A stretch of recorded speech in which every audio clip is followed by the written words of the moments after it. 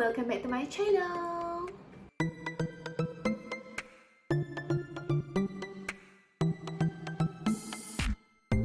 Hai, saya adalah Sales Director Iema. Hari ini Iema akan share dengan anda macam mana nak bagi lipstick anda tu long lasting. Maksudnya dia tahan lama lah. Anda minum ke, anda makan ke, anda terlampau lama ke kan kat luar ke, nak pergi beraya ke, nak pergi berjalan ke dekat office ke, tak kisahlah. As long anda memerlukan lipstick anda lama pada bibir anda, jom tengok video Iema sampai habis. Okay?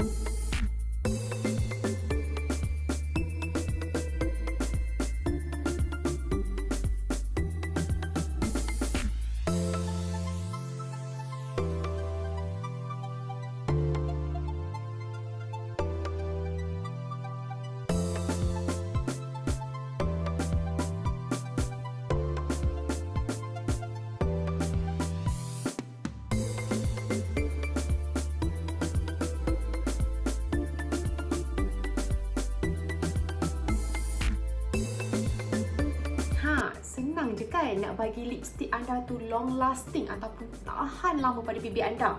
So ikut je step-step yang Iema share tadi. And sekiranya anda suka video ni, jangan lupa untuk like, share and turn on button notification. And jangan lupa untuk subscribe Amara Beauty Official dalam 3 saat.